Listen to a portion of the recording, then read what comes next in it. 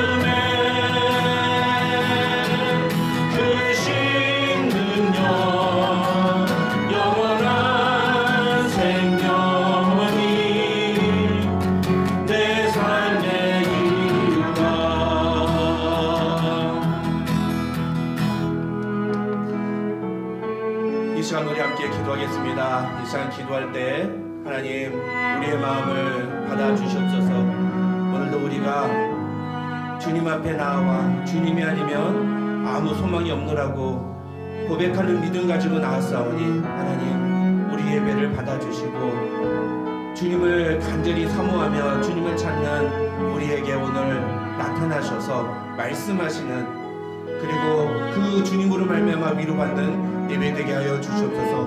우리 그렇게 함께 같이 기도하도록 하겠습니다. 다 같이 기도하겠습니다.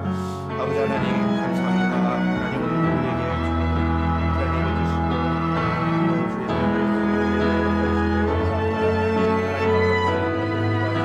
말씀을 상한 마음과 통해하는 심령으로 주님 앞에 나와사오니 하나님 우리를 붙잡아 주시고 긍휼히 여겨주시며 또 주의 말씀을 의지하며 그 앞에 나온 사랑하는 성도들 주님 긍휼히 여겨주시고 주의 보혈과 주의 능력으로 함께하여 주시옵소서. 오늘도 예배 가운데 주의 임재를 경험하며 주님을 경험하며 살아가는 우리 모두 될 수 있도록 하나님 도와 주시옵소서. 주님 붙잡아 주시옵소서. 주님 축복하여 주시옵소서.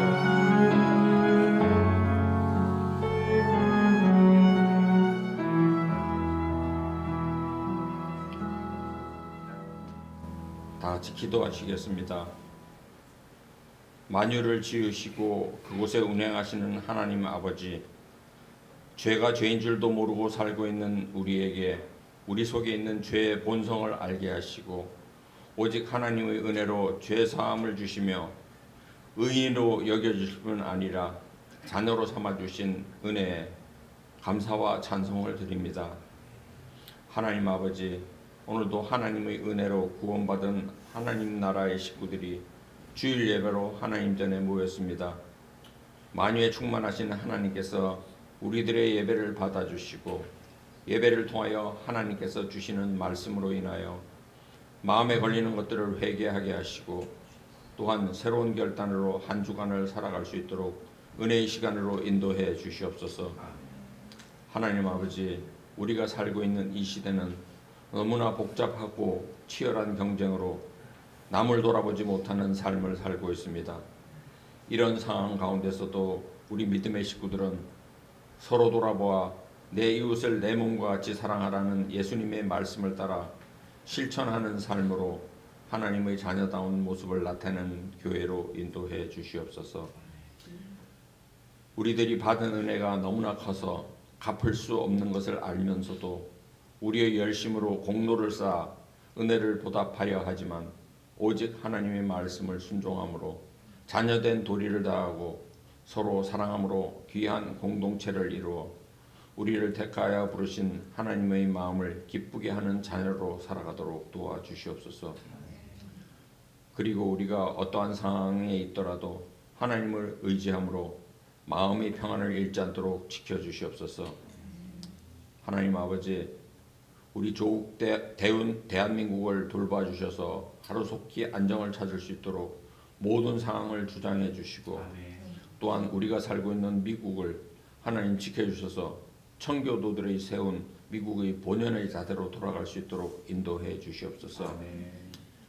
지체 중에 병으로 고생하는 분들을 찾아주셔서 그들의 마음을 위로해 주시고 특히 이번 주 수요일 날 문수술을 받는 김영환 집사님의 수술을 지켜주시고 함께 해주셔서 의사의 손을 통하여 하나님만의 온전한 치유를 이루어 주시옵소서. 이 자리에 우리와 함께 예배드린 자녀들의 삶에 은혜 내려주셔서 완전하게 언어가 통하지 않더라도 성령님께서 말씀 속에 마음의 감동을 주시고 교회 안에서 겪는 공동체의 삶을 통하여 하나님 나라의 화평을 맛볼 수 있도록 인도해 주시옵소서. 지금 이 시간도 하나님의 말씀을 가지고 선교지에서 복음을 전하시는 선교사님들과 함께 해주셔서 그들의 사역이 당장 눈앞에 보이는 성과가 없을지라도 낙심하지 않게 하시고 항상 하나님만을 의지하고 전진하는 선교사님들로 붙잡아 주시옵소서. 이제 목사님께서 우리에게 하나님의 말씀을 전하실 때 성령님 역사하셔서 준비하신 말씀들을 잘 전할 수 있도록 인도해 주시옵고 말씀을 받는 우리들의 마음도 성령님 함께 하셔서 우리 모두가 하나님 안에서 말씀을 깨닫고 그 깨달은 말씀을 삶으로 실천하는 하나님의 자녀들로 붙잡아 주시옵소서. 오늘도 예배를 위하여 그리고 홈레스 식사를 위하여 또는 각 자리에서 기도로 준비한 모든 손길들을 기억하시고 축복해 주시길 원하오며 이 모든 말씀을 우리 죄를 위하여 십자가에 돌아가신 예수님 이름으로 기도드립니다. 아멘.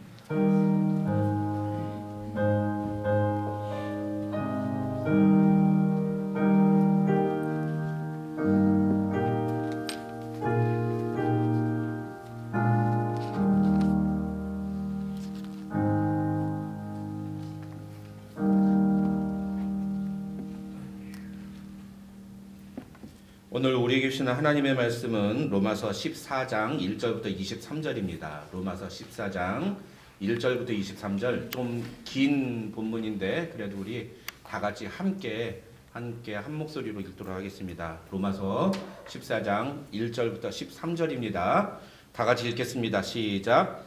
믿음이 연약한 자를 너희가 받되 그의 의견을 비판하지 말라. 어떤 사람은 모든 것을 먹을 만한 믿음이 있고 믿음이 연약한 자는 채소만 먹느니라. 먹는 자는 먹지 않는 자를 업신여기지 말고 먹지 않는 자는 먹는 자를 비판하지 말라. 이는 하나님이 그를 받으셨음이라. 남의 하인을 비판하는 너는 누구냐? 그가 서 있는 것이나 넘어지는 것이 자기 주인에게 있음에 그가 세움을 받으리니 이는 그를 세우시는 권능이 주께 있음이라. 어떤 사람은 이날을 전날보다 낮게 여기고 어떤 사람은 모든 날을 같게 여기나니 각각 자기 마음으로 확증할지니라. 나를 중히 여기는 자도 주를 위하여 중히 여기고 먹는 자도 주를 위하여 먹으니 이는 하나님께 감사하며 먹지 않는 자도 주를 위하여 먹지 아니하며 하나님께 감사하느니라. 우리 중에 누구든지 자기를 위하여 사는 자가 없고 자기를 위하여 죽는 자도 없도다. 우리가 살아도 주를 위하여 살고 죽어도 주를 위하여 죽나니 그러므로 사나 죽으나 우리가 주의 것이로다. 이를 위하여 그리스도께서 죽었다가 다시 살아나셨으니 곧 죽은 자와 산 자의 주가 되려 하심이라. 내가 어찌하여 네 형제를 비판하느냐? 어찌하여 네 형제를 업신여기느냐? 우리가 다 하나님의 심판대 앞에 서리라. 기록되었으되 주께서 이르시되 내가 살았노니 모든 무릎이 내게 꿇을 것이요 모든 혀가 하나님께 자백하리라 하였느니라. 이러므로 우리 각 사람이 자기 일을 하나님께 직고하리라. 그런즉 우리가 다시는 서로 비판하지 말고 도리어 부딪힐 것이나 거칠 것을 형제 앞에 두지 아니하도록 주의하라.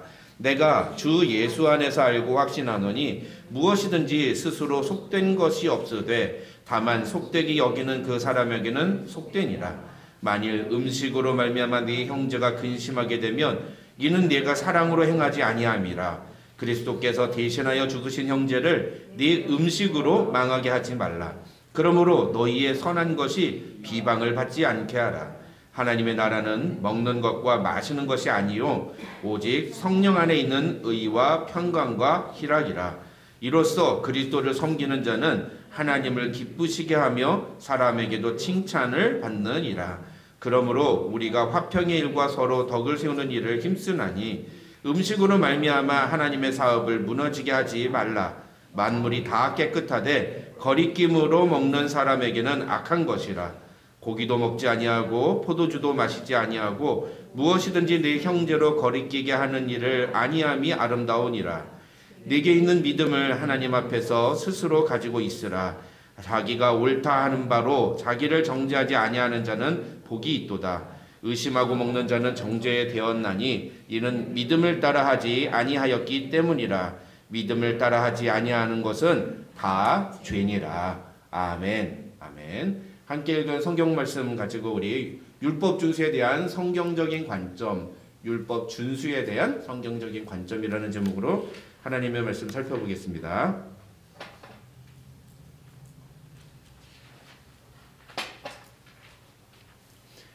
이 로마서 12장과 13절에서 개인적으로 그리고 이 세상 속에서 그리스도인들이 보여줘야 할 성화의 모습이 무엇인가에 대해서 이야기한 바울은 이제 편지를 마무리하면서 14장 15절에서는 로마 교회에서 벌어지고 있는 상황을 가지고 그 상황에 대한 이야기를 합니다.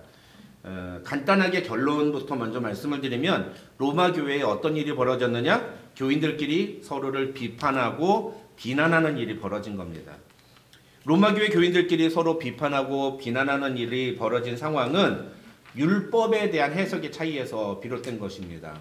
율법을 어떻게 해석해야 되느냐, 또 율법에 대해서 어떤 태도를 가지고 있어야 하느냐, 그 차이 때문에 서로를 비판하고 서로를 비난하는 일이 벌어졌다는 거죠.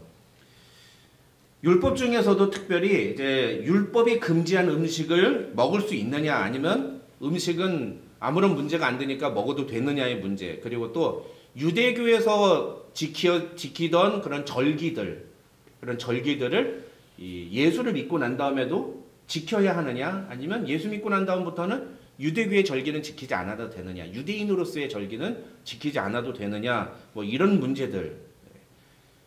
쉽게 말하면 이걸 통합해서 얘기하면 뭡니까? 율법을 지켜야 되느냐, 예수 믿고 난 다음에는 율법을 지키지 않아도 되느냐, 아니면 그래도 예수를 믿어도 율법은 여전히 지켜야 되는 법이냐, 이거에 대한 해석의 차이가 있었다는 거죠. 사람들이 생각이 달랐다는 겁니다. 사실 이 문제는 로마 교회만의 문제는 아닙니다. 단적으로 우리가 성경에 보면 고린도 교회가 있죠. 이 고린도 교회에서도 이와 똑같은 상황이 벌어졌습니다. 왜냐하면 고린도라는 지역에는 우상 신전이 있었는데 그 신전에서 제사를 드리고 나온 그 음식들, 그러니까 우상에게 바쳐졌던, 제물로 바쳐졌던 고기들이 이제 시중으로 풀리는 거예요. 그래서 사람들이 시장에서 고기를 사 먹으면 그 모든 고기가 다 일단은 우상에게 바쳐졌던 그런 고기였던 겁니다. 근데 이 고기를 먹어도 되느냐 아니면 먹으면 안 되느냐의 문제를 가지고 고린도 교회 안에서 심한 갈등이 있었습니다. 근데 문제는 이런 해석의 차이, 어떤 신학적인 입장의 차이가 거기서 그치는 게 아니라 서로를 비난하고 서로를 정죄하는 그런 문화로, 그런 분위기로 이어졌다는 거죠. 학자들은 이 로마서 14장에서 바울이 제시하는 이 고기의 문제, 이 음식의 문제, 푸드라고 하죠. 음식이라고 되어 있지만 이건 사실 고기라고 얘기를 합니다. 이 고기를 먹어도 되냐, 그러니까 시장에서 파는 우상에게 바쳐졌던 그 고기를 사서 먹어도 되느냐, 그리스도인이. 그거 먹으면 우상 숭배에 동참하는 거 아니냐. 이와 비슷한 게 뭐냐 하면은 옛날에 우리 지금도 팔기는 하는데 지금은 잘 사람들이 모르는데 맥콜이라는 음료가 있어요. 맥콜. 이 맥콜이라는 음료는 통일교 재단에서 만드는 문선명 문이즘에서 만드는 그 문이즘에 소속되어 있는 회사가 이제 만드는 음료예요. 근데 이 맥콜이 맥주 안 마시는 사람들에게는 기가 막힌 음료입니다. 굉장히 맛있어요. 저 맥콜 좋아합니다. 그래서 맥콜을 어느 날 이렇게 마시니까 제 친구가 야, 너 그거 통일교 음식인데 그거 왜 먹어? 그러는 거예요.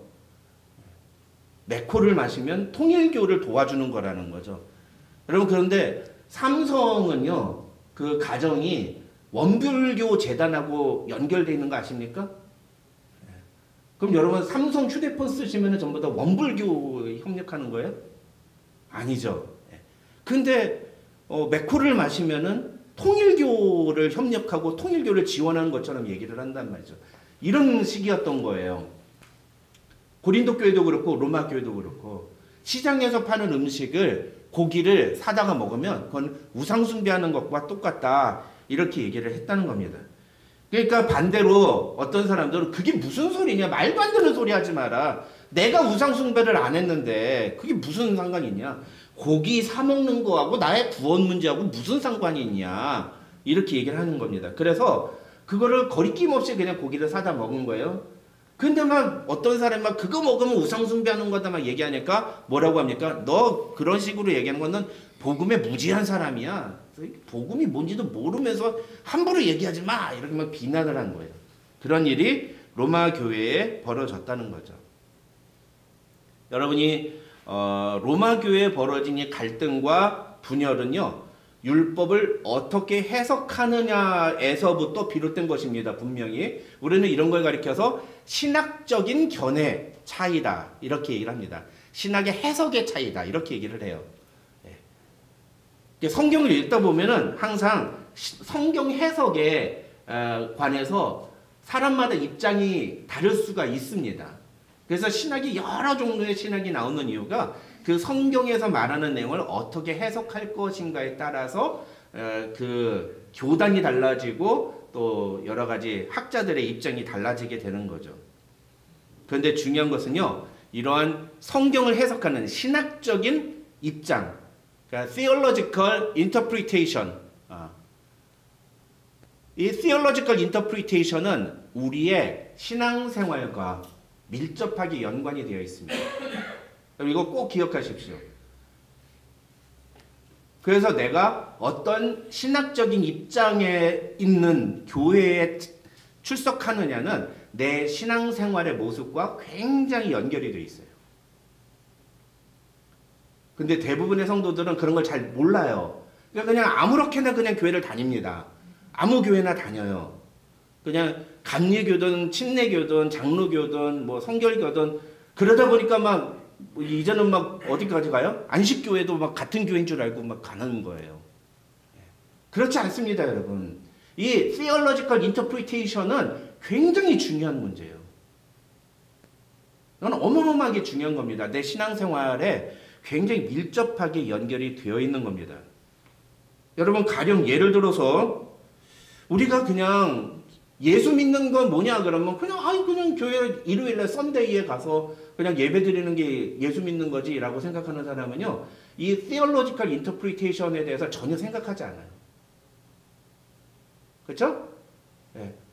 그 사람에게는 감리교를 가든 장로교를 가든 순복음교회를 가든 무슨 뭐 심지어는 뭐 천주교회를 가든 아무런 문제가 되지 않아요. 일요일에 한번 교회라는 곳에, 예배당이라는 곳에 가가지고 내가 그 예배에 참석하는 게 자신의 신앙이니까 어느 교회를 가든 아무런 문제가 되지 않는 거예요. 그렇죠? 네. 그런 사람은 신학에 대해서 전혀 관심이 없어요. 제가 장담하건대 그 사람은 이 theological interpretation에 대해서 배워야 된다 그러면은 목사님 나는 이런 거 전혀, 난 그런 거 신경 쓰기 싫어요. 나는 그런 식으로 신앙생활하기 싫어요. 이렇게 손살을 칩니다. 내가 목회 생활 30년 넘으니까 그런 분들 참 많이 봤어요. 신학이 얼마나 중요한지를, theology라는 게 얼마나 중요한지를 모르고 theology 없는 believe. 그냥 내 맘대로, 그러니까 내 맘대로 신앙이 나오는 거예요.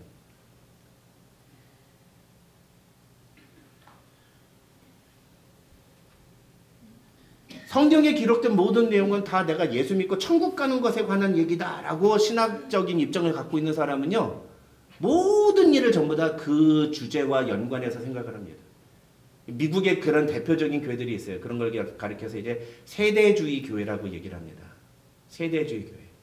그 교회들은 가면은 항상 모든 게 전부 다, 모든 일들이 다 예수 믿고 천국 가는 거하고 연결이 돼요. 제일 중요한 일은 내가 예수 믿고 천국 가는 거예요. 무슨 일을 하든지 예수 믿고 천국 가는 게 제일 중요한 일인 거예요.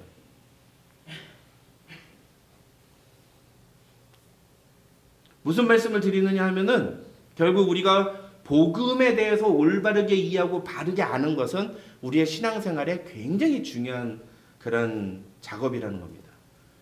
내가 복음을 어떻게 이해하고 성경을 어떻게 이해하느냐, 성경에 기록된 여러 가지 내용들을 내가 어떻게 받아들이느냐의 문제는 내 신앙생활에서 내가 살아가는 삶의 모습과 연결이 된다는 겁니다.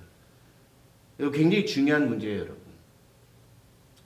오늘 본문에서 바울은 그렇게 시장에서 파는 고기는 우상에게 바쳐진 짐승이라는 이유로 고기를 먹지 않는 사람들, 그리고 유대교에서 지키는 그런 절기들, 그런 걸 예수 믿고 난 다음에도 지켜야 되는 사람들, 지켜야 된다고 주장하는 사람들을 가리켜서 믿음이 약한 자들이라고 표현해요. Weak in faith. 왜 그 사람들이 믿음이 약한 사람일까요? 왜 그 사람들을, 겉으로 보기에는 그 사람들이 훨씬 더 종교적인 사람 아니에요? 율법을 철저히 지켜야 된다고 얘기하잖아요. 절기들을 지켜야 된다고 얘기하잖아요. 훨씬 더 종교적인 거 아닙니까? 근데 바울은 그런 사람들이 믿음이 약한 사람이다라고 얘기해요. 왜 그럴까요? 왜 그럴까요? 여러분 이걸 오늘 보면 잘 이해해야 됩니다. 믿음이 약한 사람이 누구고 믿음이 강한 사람이 누군지를 잘 분별할 줄 알아야 돼요. 누가 믿음이 약한 사람이에요? 율법 지키자고 하는 사람이에요. 절기 지켜야 된다고 하는 사람이에요. 그 사람이 믿음이 약한 사람이라고요. 왜? 복음을 모르는 거예요. 그 사람들이. 실제로. 그 사람들은 복음이 뭔지를 모르는 사람들인 거예요. 그러니까 율법 지켜야 된다고 그러고 절기 지켜야 된다고 그러고 막 그러는 거예요. 제가 예전에 저는 아닌데 제가 모셨던 선배 목사님이 어느 교회에 부흥회를 가셨는데 부흥회 가서 설교를 하는데 목사님이 그 교회의 목사님 장로님들이 그 목사님한테 설교하는데 장갑을 끼우더래요. 하얀 장갑. 그리고 신발을 그냥 신는 게 저처럼 이렇게 그냥 구두 신는 게 아니라 여기다가 덧신을 신기더랍니다. 그래서 왜 그러냐 그랬더니 거룩한 지성소에 들어가시는 분이 어떻게 맨몸으로 갈 수 있냐고. 세속적인 땅을 밟던 그런 신발로 어떻게 그 지성소로 올라가시냐고. 왜요? 매주일마다 여기서 양 잡지. 제사 드리고 불 피우고.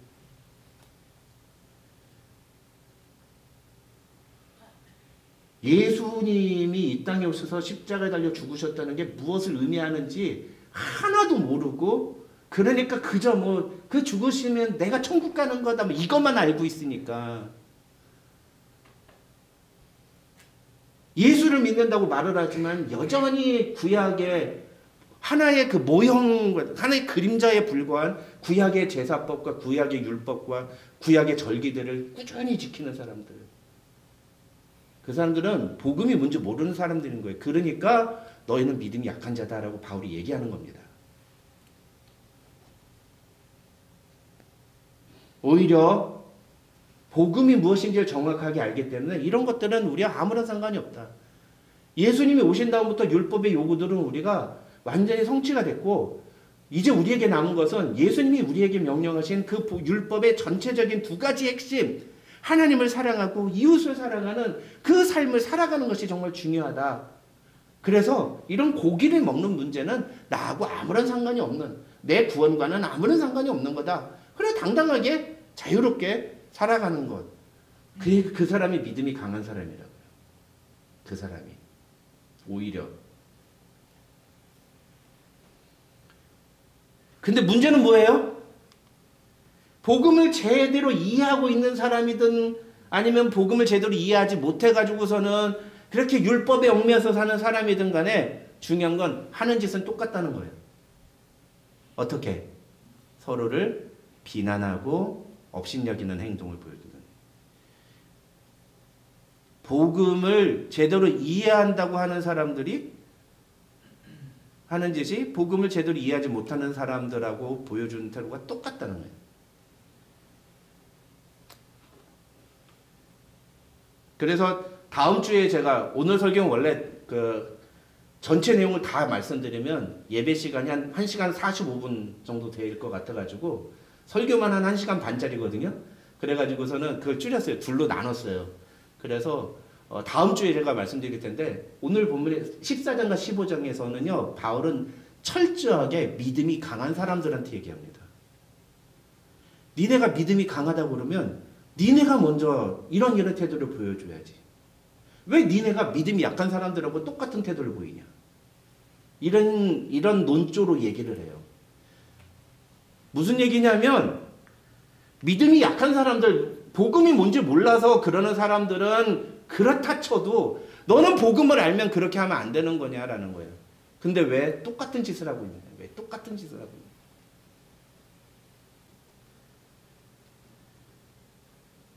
예수 믿은 지 이제 1년도 채 안 되는 사람이 보여주는 모습하고 교회 다닌 지 30년 넘은 사람이 보여주는 모습하고 똑같아 생각해 보세요. 그게 말이나 되는가? 여러분 그게 이해가 되십니까? 인간적으로 생각해도 그건 말이 안 되는 거죠. 그렇죠? 네. 교회를 한 30년 정도 다녔으면 뭔가 교회 처음 나오는 사람하고는 다른 모습을 보여줘야 되잖아요. 그렇죠? 그게 상식이잖아요. 근데 로마 교회 교인들은 안 그랬던 거예요. 믿음이 강한 자들이 하는 짓이 믿음이 약한 자들이 하는 태도와 별반 다를 바 없었다. 그게 뭐예요? 10절에서 바울이 뭐라고 말합니까? 내가 어찌하여 네 형제를 비판하느냐, 네 형제를 업신여기느냐. 여러분, 이런 분위기니까 교회가 어땠겠습니까? 서로의 신앙 차이를 가지고서는 서로를 대하는 태도가 비판하고 업신여기고 서로 그런 게 교회 분위기가 어떻겠습니까? 교회가 갈기갈기 찢어지는 거죠. 이런 사람들이 교회 와서 예배를 드린다 한들 그게 교회가 되겠습니까? 그리스도의 몸된 교회. 우리가 그래서 교회론이 굉장히 중요한 거예요. 교회가 뭔지에 대해서 알고 교회 신앙생활을 해야 되는 거예요. 교회 나와서 예배 드릴 때 여러분 중요한 것은요. 제일 중요한 게 뭐냐면 교회가 뭐냐에 대해서 여러분 알고서 예배를 드려야 되는 거예요. 근데 놀랍게도 그동안 한국교회 목회자들이 성도들한테 교회를 안 가르쳤어요. 예수 믿고 천국 가는 것에 대해서만 가르쳤지 교회가 무엇인지에 대해서 안 가르쳐. 그러니까 교회에 와서 세상에서 하는 짓을 똑같이 하는 거예요. 그리고 예수 믿은 지 1년도 채 안 되는 사람이 하는 모습이나 예수 믿은 지 30년 넘은 사람이나 하는 행동이 똑같은 거예요. 똑같은 거예요. 이건 교회가 아닌 거죠. 이건 교회가 아닌 거예요. 교회는 그러면 안 되는 겁니다. 오늘 바울은 그런 얘기를 하고 있는 거예요. 여러분 잘 보세요. 오늘 이제 이번 주하고 다음 주 얘기하는 바울의 얘기는요. 결국은 핵심은 핵심이 아니지. 겉으로 드러난 표면적인 문제는 뭐냐면 신학적인 견해의 차이예요. 율법을 어떻게 대해야 되느냐. 율법에 대해서 우리가 어떤 태도를 가져야 되느냐에 대한 견해의 차이예요. 그런데 그것이 문제의 본질이에요? 아니에요. 진짜 문제는 뭐라고 얘기하는 거예요? 그것에서 비롯돼서 서로가 서로를 비판하고 비난하는 업신여기는 태도. 그리스도 안에서 한 가족이라고 불리는 교회 안에서 서로가 서로에 대해서 갖고 있는 태도가 이게 문제의 본질이라는 거예요. 신학적 견해의 차이가 아니라. 교회 안에서 얼마든지 무엇을 할 것인가 혹은 무엇을 하지 않을 것인가를 가지고 견해 차이가 있을 수 있습니다. 교회는 의견이 다른 사람들이 모인 집단이에요. 그래서 당연히 서로 생각이 달라요. 여러분 그거를 인정하셔야 돼요. 나와 생각이 다른 사람이 교회 안에 반드시 있다는 것을 우리는 인정해야 됩니다. 억셉트 해야 돼요. 그래서 어떻게 해야 됩니까? 서로 대화하고 서로 의견을 나누면서 그걸 조율해 가야 돼요. 여러분 근데 이 사회에서 뭐라고 그래요? 이런 식의 방법을 이걸 민주주의라고 그래요. 이게 데모크라시예요. 이게 데모크라시는 대화예요. 대화. 이 아테네에서 그리스 아테네에서 시작된 이 데모크라시라는 것의 가장 핵심은 대화예요. 대화. 다이얼로그예요. 다이얼로그. 대화가 되는 거. 대화하는 거.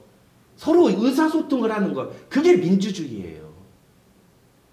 교회는 서로 다른 의견을 가진 사람들이 함께 모여서 서로 대화를 해야 되는 겁니다.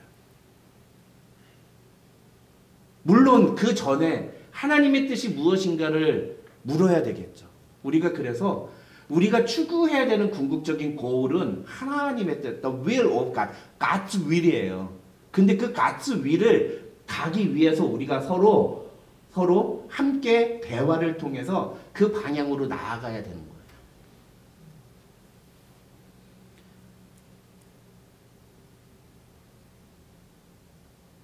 사람들은 기본적으로 누구나 다 생각하는 게 다르기 때문에 의견 충돌이 일어나거나 갈등이 일어나는 건 어쩌면 당연한 건지 모릅니다. 그래서 예전에 한번 말씀드렸죠.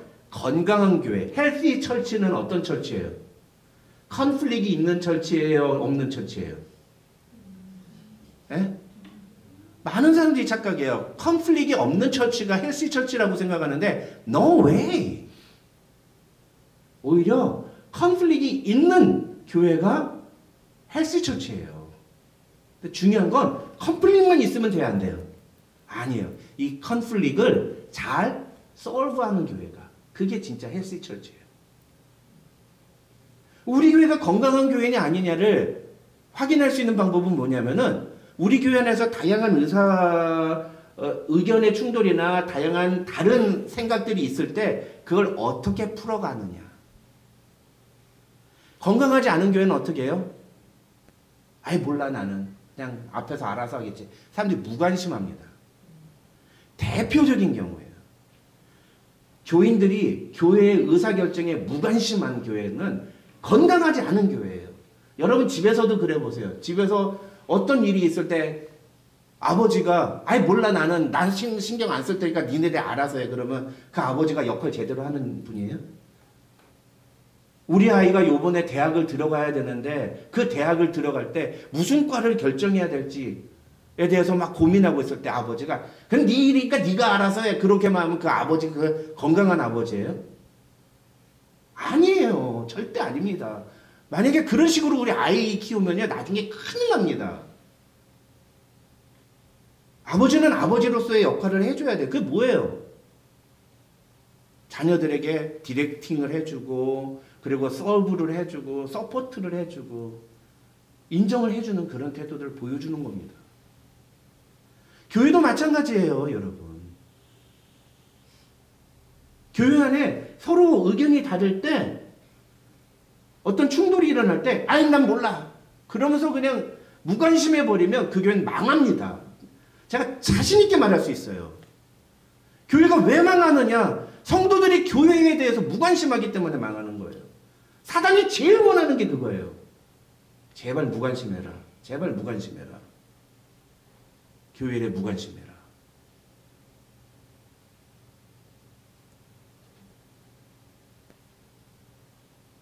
나와 똑같은 생각을 갖지 않는다고 상대방을 비판하고 비난하면 그건 요즘 뭐 한국에서 자주 쓰는 전체주의예요.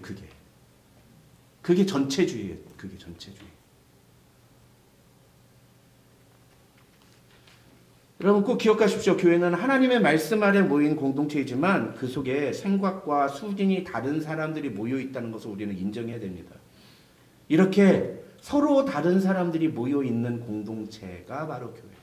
그 속에서 우리의 서로 다름을 하나로 만들어가고 서로가 서로 부족한 것들을 보완해주고 그렇게 연결되고 결합되는 것. 예수님이 우리에게 요구하신 교회의 모습이 이런 거라고요. 이런 거.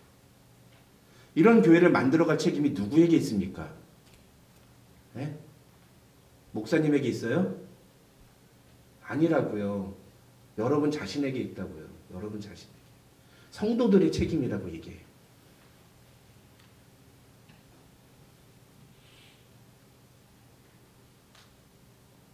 어떻게 보면 오늘 본문의 내용하고 우리가 직면해 있는 현실하고는 조금 달라요.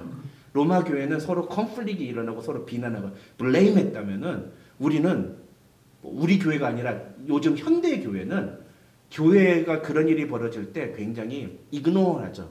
무관심한 이런 차이가 있는 거예요.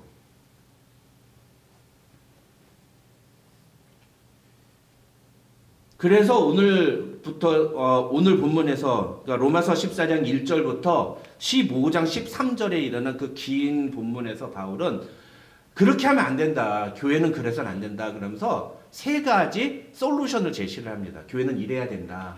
교회는 이래야 된다라고 하면서 세 가지 솔루션을 제시하는데 그 중에 오늘은 두 가지만 살펴보겠습니다. 첫 번째 솔루션은 뭐냐면 자기가 갖고 있는 기준은 오로지 자기 자신에게만 적용해야 된다라는 거예요. 내가 갖고 있는 신앙의 신념 있죠? 그거는 자기 자신에게만 적용해야 되는 문제라는 겁니다. 율법에 대한 해석이 어떤 것이든지 고기를 먹으면 안 된다고 생각하는 사람은 그냥 자기가 고기 안 먹으면 된다는 거예요. 반대로 고기 먹어도 된다고 생각하면 그냥 고기 먹어도 된다는 거예요. 그걸 갖고 다른 사람을 판단하지 말라는 얘기예요. 나는 고기를 안 먹는데 쟤는 왜 고기를 먹어? 나는 고기를 먹어도 되는데 쟤는 고기를 왜 안 먹지? 야, 먹어. 이렇게 강요하지 말라는 거예요. 내가 갖고 있는 기준을 가지고 다른 사람에게 강요하면 안 된다는 겁니다. 그게 오늘 본문에서 바울이 얘기하는 첫 번째 솔루션이에요. 다른 사람이 어떤 식으로 신앙생활을 하든지 간에 그것을 블레임하지 말라. 그것을 저징하지 말라는 거예요. 오히려 그것을 가지고 나는 정말 제대로 하고 있는지 항상 그걸 돌아보는 거예요. 나를. 자기를 돌아보는 기준으로 삼아요. 왜? 성경은 분명히 우리에게 그렇게 이해하고 있기 때문에 우리가 믿는 이 믿음에서 비롯된 행위를 가지고 하나님이 나중에 우리를 심판하실 것이다 라고 얘기하고 있기 때문인 거죠. 그럼 5절 한번 같이 볼까요? 5절에 보면은 이렇게 바울이 얘기해요. 각각 자기 마음으로 확정할지니라. 이게 무슨 뜻이냐 하면은요, 이 말은 각각 자유롭게 자기 자신의 신앙의 확신에 따라서 행동하면 된다는 뜻이에요. 내가 믿고 있는 대로, 내가 확신하는 대로 행동하면 된다는 뜻이에요. 근데 이 말은 10절과 연결해서 봐야 돼요. 이 5절만 딱 떨어놓고 보면 안 되고 10절과 놓고 봐야 돼요. 왜? 왜 우리가 그렇게 할 수 있느냐면 10절에서 뭐라고 그래요? 우리가 다 하나님의 심판대 앞에 설 것이기 때문인 거예요. 그리고 12절에서는 또 뭐라고 하냐면 우리 각 사람이 자기 일을 하나님께 직고하리라 라고 얘기합니다. 이게 무슨 얘기냐면 우리가 자기가 믿고 있는 대로 행동하면 돼. 우리는 모두 다 나중에 하나님의 심판대 앞에서 우리가 행한 일을 그대로 고백하고 그것 가지고 하나님께 심판을 받을 거야 라고 바울이 지금 얘기하고 있는 거예요.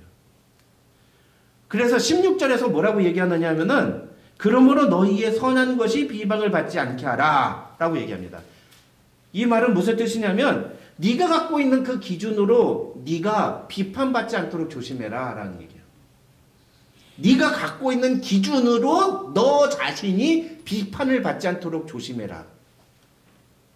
이해가 되십니까? 여러분 다시 다 같이 한번 22절 한번 읽어볼까요? 바울이 이렇게 얘기합니다. 22절 시작. 내게 있는 믿음을 하나님 앞에서 스스로 가지고 있으라. 자기가 옳다 하는 바로 자기를 정죄하지 아니하는 자는 복이 있도다. 이게 무슨 얘기냐면 네가 정말 이게 옳다고 하나님 앞에서 이게 옳다고 생각하면 그 믿음을 끝까지 지켜라. 그런데 네가 그게 옳다고 생각하면서 네가 그것을 어기는 행동을 하면 하나님은 반드시 너한테 그 책임을 물으시고 너의 그 행동에 대해서 죗값을 치르게 하실 거다라는 거예요. 그러니까 내가 믿는 그대로 내 신념이 내가 믿는 그대로 그렇게 끝까지 살아간다면 그 사람은 그래서 내가 하나님 앞에서도 내가 책망받을 일이 없다라고 하면 그 사람은 복받을 사람이라는 거예요. 이해가 되십니까 여러분? 이해가 잘 안 되세요? 쉽게 이해를 설명드릴까요? 동성애를 반대하는 사람들이 많죠. 그렇죠?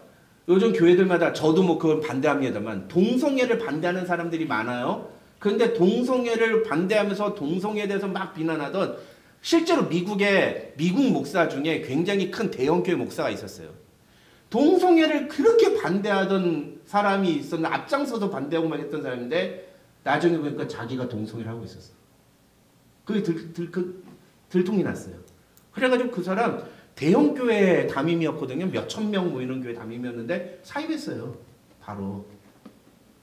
아니 남 동성애 하는 거 막 비난하고 반대하면 자기가 동성애를 하지 말았어야지. 근데 다른 사람들 동성애에 대해서 막 비난하면서 자기가 뒤에서 동성애를 하고 있었단 말이에요. 이런 짓 하지 말라는 거예요. 이런 짓 하지 말라.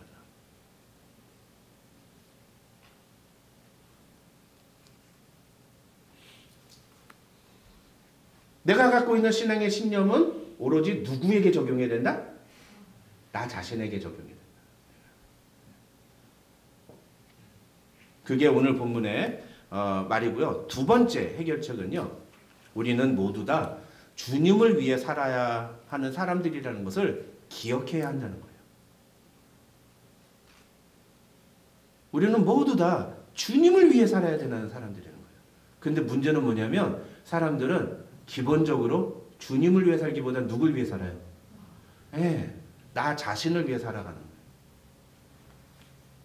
그러니까 하는 행동 모든 것들이 무엇에서 비롯된 행동들이냐면 대부분이 정말 주님을 위해서 그런 행동을 하는 게 아니라 자기 자신을 위해서 하는 행동이 많다는 거예요. 심지어 아까 말한 그 동성애 문제도 목사들이 왜 그렇게 동성애를 반대하느냐. 동성애를 반대하는 걸 얘기하지 않으면 교인들로부터 욕을 먹으니까. 자기 목회에 어려움이 오니까. 그런 경우들이 많아요. 제가 예전에 말씀드렸죠? 제가 섬기던 어느 교회의 담임 목사님이 뒤에다가 표어를 1만 명 모이는 교회가 되자. 그래서 목사님 왜 우리가 1만 명 모이는 교회가 돼야 돼요? 라고 질문했더니 저보고 그때 전도사인데 박전도사는 신앙이 없고 믿음이 없고 뭐 그런 저를 막 블레임 하시더라고요. 뭐 전도사가 돼가지고 어떻게 그렇게 거룩한 열망이 없느냐 하면서 나중에 보니까 다 자기 이름 알리려고 그러는 거예요. 교회 크게 세우고 큰 빌딩 지어가지고서는.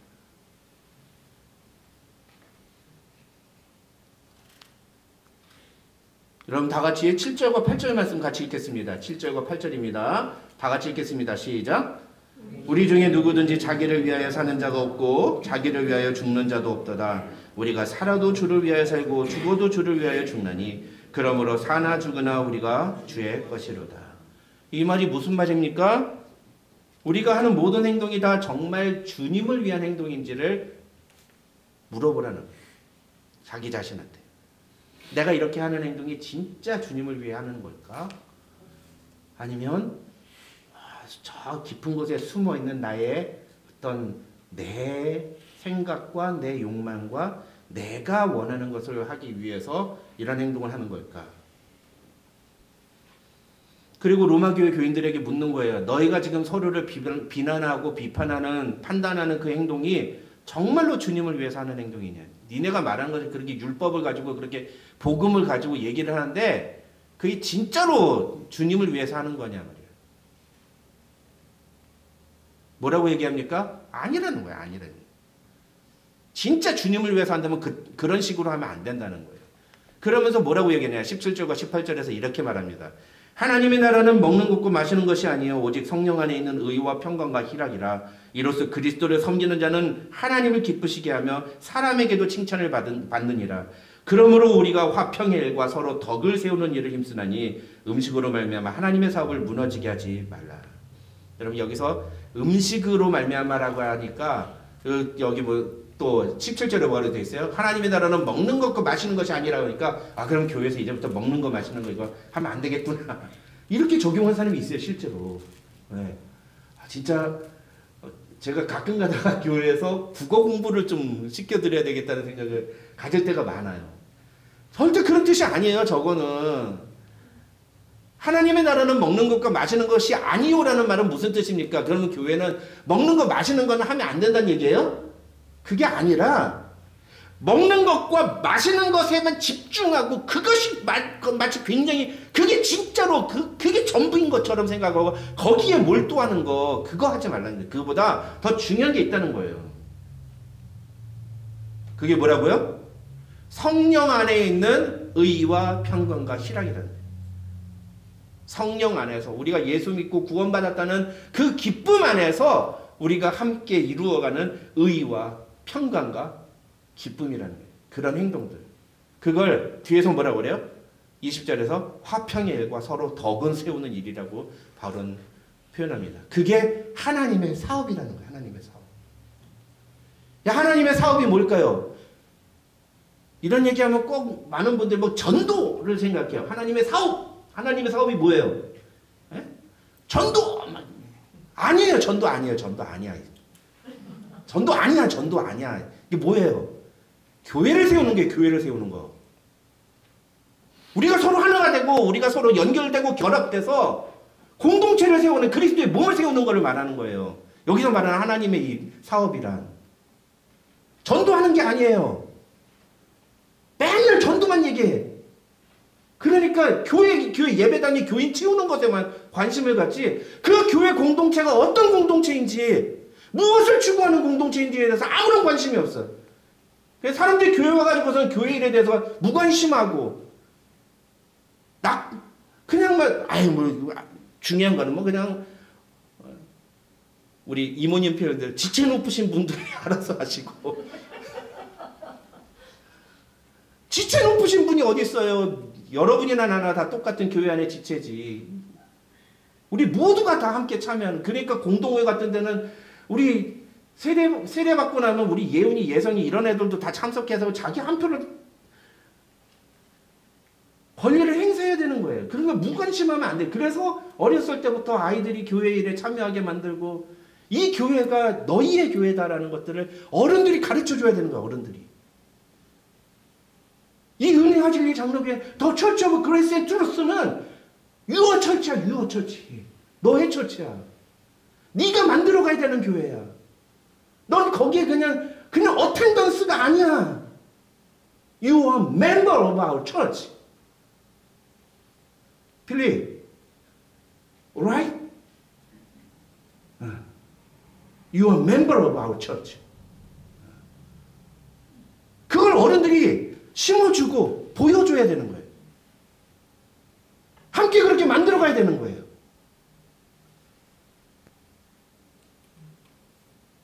그게 하나님의 사업이에요. 그게. 근데 뭐 가지고 지금 싸운다고요? 먹는 거 갖고. 이걸 하느냐 마느냐. 이걸 해야 되느냐 마야 되느냐.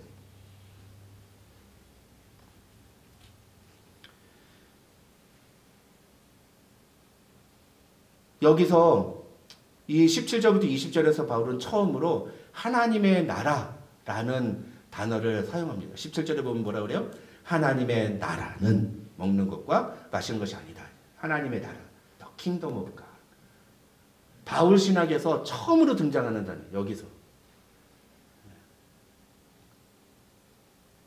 그런데 대부분의 학자들은 이 바울이 제시하는 The kingdom of God이라는 개념은 신약 성경 전체의 제일 중요한 주제라고 얘기해요. The kingdom of God이 뭐예요? 그게 하나님이 통치하시는 나라란 말이에요. 하나님이 통치하시는, 하나님의 인도하심을 받는 나라. 하나님이 다스리시는 나라. 우리가 왜 예수를 믿어야 됩니까? 그 킹덤 오브 갓에 들어가기 위해서. 이 킹덤 오브 갓은 죽어서 가는 천국이 아니에요. 요단강 건너간 다음에 가는 나라가 아니에요. 이 땅에서 우리가 경험해야 되는 나라예요. 이 땅에서. 교회에서, 가정에서, 일터에서. 우리가 그리스도인이라면 그 킹덤 오브 갓을 경험해야 되는 겁니다. 그런 때 제일 중요한 게 뭐라고요? 성령 안에서 의와 평강과 희락을, 화평과 희락을, 기쁨을 누리는 것이다. 그걸 세워가는 것이다.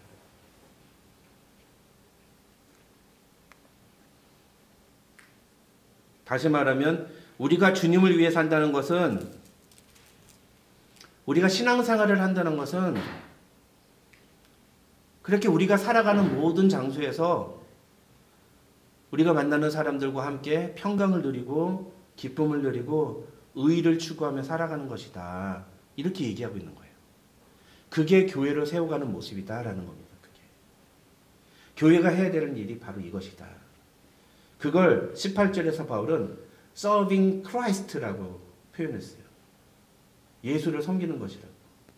교회를 섬기는 것은 다른 게 아니에요. 우리가 함께 옳은 것을 선택하고 우리가 함께 기뻐하고 우리가 서로를 기쁘게 해주는 그런 일들을 하는 거. 그게 주님을 섬기는 거예요. 그럼 믿으시기 바랍니다. 그를 위해 우리가 이 자리에 모인 겁니다. 그를 위해서. 다른 사람을 비판하거나 업신여기는 것은 하나님 나라의 일에 어울리지 않다라는 거죠. 우리가 서로를 칭찬하고 격려해주고 인정해주는 태도를 보여주는 것. 그래서 교회에서 자꾸만 우리가 그런 모습을 보여줘야 돼요. 아, 집사님 참 수고 많으셨어요. 정말 열심히 하시네, 집사님. 정말 고맙습니다. 집사님 덕분에 제가 편합니다. 집사님 덕분에 제가 이렇게 제가 이렇게 편하게 신앙생활 합니다. 정말 고맙습니다. 우리가 서로가 서로에게 이런 얘기들을 해줘야 된다고요. 그게 교회라고요. 그게. 나는 하는데 왜 쟤는 안 해?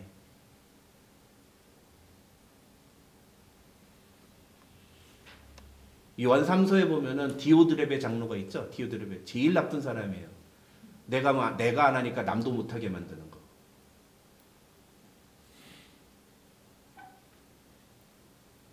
사도 요한이 그런 자는 교회에서 내쫓아버려야 된다라고까지 표현하잖아요. 교회는 서로가 서로를 인정하고 격려해주고 고마워하고 감사를 표현하고, 믿음이 연약한 사람이 있으면 그 믿음이 연약한 사람을 도와주고, 그게 serving Christ. serving Christ. 여러분, 사실은요, 로마 교회도 이렇게 할 수 있어요. 지금 분열과 갈등이 일어나는 로마 교회도 얼마든지 그런 모습을 할 수 있습니다. 태도만 바꾸면 돼요. 어떤 태도요? 서로를 비난하고 서로를 업신여기는 태도만 바꾸면 돼요. 어떻게? 서로에게 배우려는 자세를 가져야 됩니다. 배우려는 자세. 예를 들어서 믿음이 약한 자들은요, 믿음이 강한 사람들을 보면서 나는 시장에서 파는 고기는 우상에게 제물로 바쳐진 고기로 알아서 그거 먹으면 안 되는 걸로 아는데 저 사람들은 어떻게 해서 그걸 먹을까? 왜 그걸 거리끼지 않고 먹을까? 궁금할 수 있잖아요. 그렇죠? 사실은 로마교회 교인들도 이런 궁금증에서부터 시작이 된 거거든요. 그런데 그게 어떻게 갔어요? 그러니까 저 사람은 율법을 어긴 사람이야. 저 사람은 우상숭배에 동참하는 사람이야. 이렇게 저징하는 것으로 갔다고. 이게 잘못된 거예요. 그런 궁금증이 생겼을 때 어떻게 하면 됩니까? 찾아가서 물어보면 돼요. 아니, 집사님, 김 집사님, 나는요, 이 지금 시장에서 파는 고기들은 전부 다 우상에게 바쳐진 그 제물로 알고 있거든요. 근데 우리가 그거 먹으면 우상숭배에 참여하는 거잖아요. 근데 집사님 어떻게 그렇게 거리끼지 않고 그거 먹을 수 있어요? 무슨 어떤 이유로 그렇게 하실 수 있는 거예요? 내가 사실 잘 몰라서 그런데 좀 가르쳐 주실래요? 이렇게 물어보면 되는 거예요. 그러면 그 사람이 아이, 집사님 아직 복음을 몰라서 그래, 이렇게 얘기할까요? 아닐 거예요. 집사님, 그건요, 예수 그리스도께서 우리에게 오신 다음부터요, 이 구약 율법의 모든 제사의 조건을 다 충족하셨기 때문에 더 이상 제사가 아무런 의미가 없는 거예요. 우상에게 바쳐진 제물이라는 것은 없어요. 그건 그냥 고기일 뿐이에요. 그것이 나와 아무런 상관이 없는 거예요.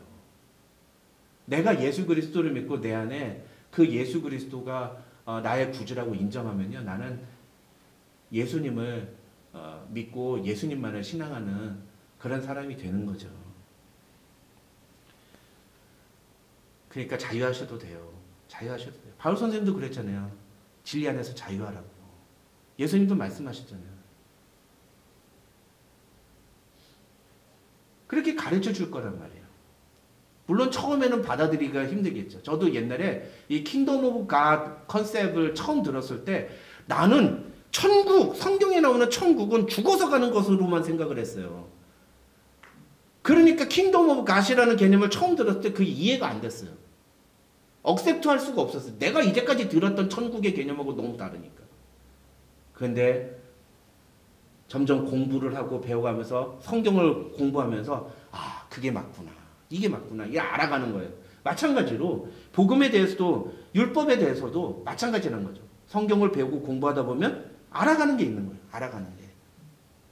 그러니까 그렇게 알아가는 그 과정을 통해서 내가 몰랐던 것을 깨닫고 나면 아, 김 집사님, 그때 집사님이 나한테 그렇게 가르쳐 준 게 나 지금 나한테 얼마나 큰 도움이 되는지 몰라요. 집사님 나 그렇게 안 가르쳐 줬으면 내가 여태껏 그 율법에 얽매여서 그렇게 막 이렇게 쪼들려서 사는 그런 신앙인의 모습이었을 거예요. 김 집사님 정말 고맙습니다. 이런 얘기가 납니다. 이게 성령 안에서 의와 평강과 희락을 세워가는 모습인 거예요. 이렇게 하면 되는 거예요. 이렇게 하면. 그런데 왜 그게 안 될까요? 철저히 자기를 위해서 살아가면 안 돼요. 자기 중심적으로 살아가는 사람은 남 앞에 가서 그렇게 무릎을 구부리고 배우려는 자세를 갖지 않아요. 다른 사람에게 배우려고 하고 다른 사람의 말을 들으려고 하는 사람은 겸손한 사람이죠. 자기중심적인 사람은 절대로 그런 겸손을 보이지 않습니다. 남의 말 절대 듣지 않아요.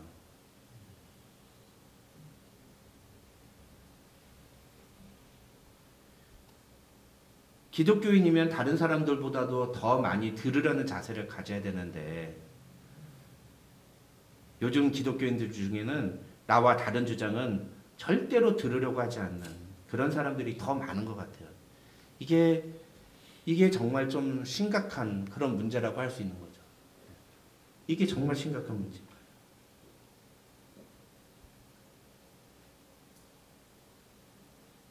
여러분, 오늘 말씀은 여기서 마치겠습니다. 한 40분짜리 설교가 또 남았어요. 이게 세 번째가 제일 중요해요. 세 번째가. 그러면 또 우리가 세 번째로 어떻게 해야 될 것이냐. 그래서 다음 주에 이거는 제가 계속해서 말씀을 드리겠습니다. 중요한 건 뭐예요? 율법을 지키느냐 지키지 않느냐 이런 게 아니라는 거죠. 신학적인 견해는 얼마든지 있을 수 있어요. 그런데 그 속에서 우리는 어떻게 해야 돼요? 서로를 인정하고 존중하고 서로의 말을 들으는 태도가 필요해요. 그러기 위해서 우리는 먼저 내가 갖고 있는 기준은 나 자신에게만 적용하는 태도를 가져야 된다. 그게 첫 번째 솔루션이고 두 번째 솔루션 뭐예요? 우리는 모두 다 주님을 위해 사는 사람이라는 것을 잊지 말아야 된다. 주님. 그래서 내가 하는 이 행동이 지금 정말로 주님을 위해 사는 행동인가를 돌아보아야 된다. 그리고 이 두 가지를 기억하시고 이번 한 주간 동안 우리가 이 거룩한 교회에서 하나님의 일을 세워가는 이루어가는 그런 하나님의 사람들이 되시기를 주님의 이름으로 축원합니다. 기도하겠습니다. 하나님 아버지 감사합니다. 오늘도 우리에게 귀한 말씀 주심을 감사합니다. 하나님 오늘 주신 말씀을 따라서 우리가 서로 의견이 다를 수 있지만 서로 생각하는 것이 다를 수는 있지만 우리 각자가 갖고 있는 기준을 나 자신에게 적용하고 우리 모두가 함께 마음을 모아서 주님을 위해 살아가는 주님의 백성들이 되게 하여 주시옵소서. 우리 은혜와 진리 장로교회가 그런 교회 될 수 있도록 하나님 붙잡아 주시옵소서. 예수님의 이름으로 기도드립니다. 아멘. 교회 소식 알려드립니다. 주보를 참조해 주시기 바랍니다. 네, 건강의 문제로 어려움 겪고 있는 지체들을 위해서 함께 기도해 주시기를 바랍니다. 우리 네, 신장로님께서 아까 기도 시간에 우리 말씀을 해주셨습니다만 우리 이번 주 수요일 날 우리 김영환 집사님께서 수술 2차 수술 하십니다. 눈 수술 하시는데 수술이 잘 진행될 수 있도록 여러분 위해서 기도해 주시고 다시 재수술하지 않도록 이번에는 완벽하게 수술할 수 있도록 의사의 손을 붙잡아 달라고 위해서 기도해 주시고 기도하시는 겸에 같이 눈으로 고생한 우리 배진희 집사님 위해서도 그럼 위해서 기도해 주시면 감사하겠습니다. 또 우리 강희수 집사님, 강정자 권사님 건강 위해서도 여러분 위해서 기도해 주시고요. 우리 이모님 위해서도 기도해 주시고요. 그 다음에 우리 한국에 가 있는 은지자매 위해서 여러분 기도해 주시면 감사하겠습니다. 교동정 말씀드립니다. 오늘 우리 생일 3월 생일 축하하겠습니다. 생일 신하미 권사님, 우리 옥예훈 두 사람 생일 축하할 테니까 예배 끝나자마자 바로 식당으로 와주시기 바랍니다.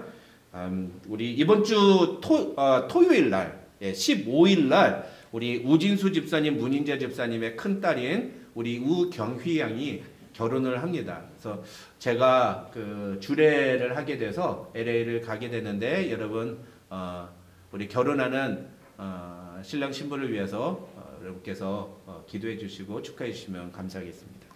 다른 광고 없죠? 장소가 안 적혀 있어요. LA라고 저 뒤에 LA라는 말은 LA 전체만. 아, 네. 치노힐스인데 저기 초청장을 가지고 그 신랑 신부가 아마 소규모 결혼식을 하려고 하는 것 같아요. 그래가지고 그 친구들 중심으로만 이렇게 초대를 해서 저희 교인들께서는 꼭 가시지 않으셔도 그냥 마음으로만 축하를 해주셔도 될 것 같습니다. 그래서 그냥 LA라고만 적어놓았습니다. 네, 감사합니다. 우리 다 같이 일어나셔서 내 삶의 이유라 함께 찬양하고 우리 축도함으로 예배 마치겠습니다.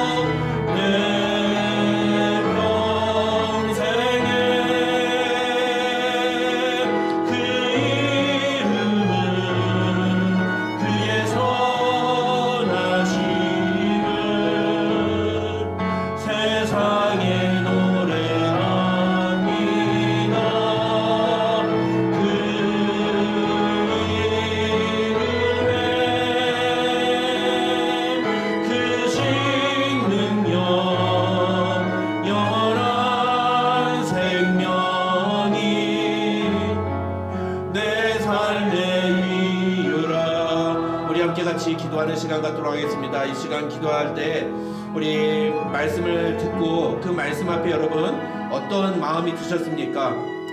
오늘 이 말씀을 들으면서 성령께서 여러분에게 어떤 마음을 주십니까?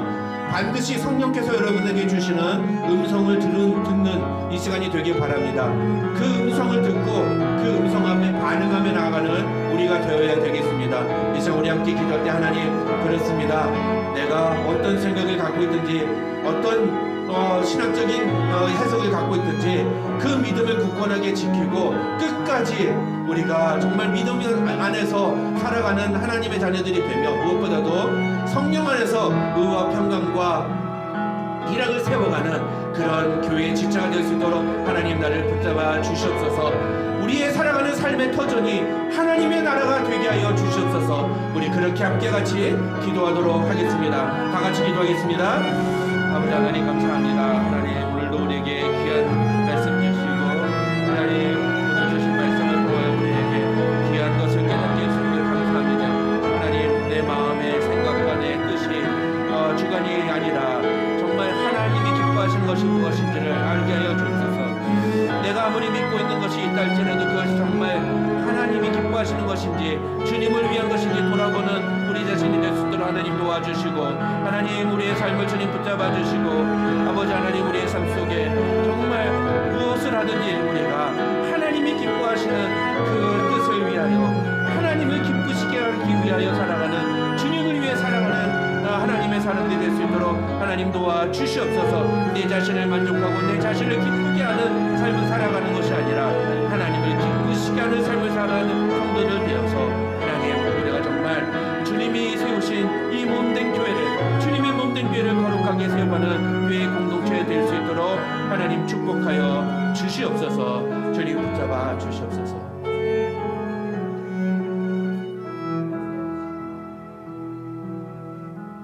하나님 아버지 감사합니다. 오늘도 우리에게 귀한 예배 허락하여 주시고 이 예배 자리에 나와서 함께 예배할 수 있도록 은혜 주신 것 감사합니다. 하나님 예수 그리스도가 나의 주인임을 이 시간 고백하기 원합니다. 하나님이 나의 왕이심을 나의 아버지 되심을 선포하며 오늘 이 자리를 나아가길 원합니다. 내가 살아가는 삶의 현장에서 그렇게 예수님을 주인이라고 인정하며 살아가는 우리의 삶이 되게 하여 주시옵소서. 하나님 우리가 주님께 받은 은혜가 너무나 크기 때문에 우리가 그렇게 우리의 믿음을 고백하며 살아가도 주님이 우리에게 주신 그 은혜 다 갚을 수 없음을 주님 고백합니다. 오늘도 그런 황망한 마음과 갚을 수 없는 그 은혜에 감격하는 믿음 가지고 주님 앞에 나왔사오니 하나님 우리의 이 예배를 받아주시고 무엇보다도 오늘 우리가 주님 앞에 정성껏 드린 이 예물을 통해 하나님의 나라가 세워지는 것들을 보게 하여 주시옵소서. 우리 성도들이 열심히 일한 그 수고와 노동의 대가로 받은 봉급 중에 일부를 이것이 하나님이 주신 것이라고 고백하며 주님 앞에 예물로 드렸습니다. 하나님 이 믿음을 주님 기쁘게 받아주시고 그들의 삶 속에 하나님이 주인 되심을 날마다 능력으로 나타내 주시며 돈에 끌려 사는 인생이 아니라 하나님의 뜻에 따라 살아가는 인생이 될 수 있도록 하나님 축복하여 주시옵소서.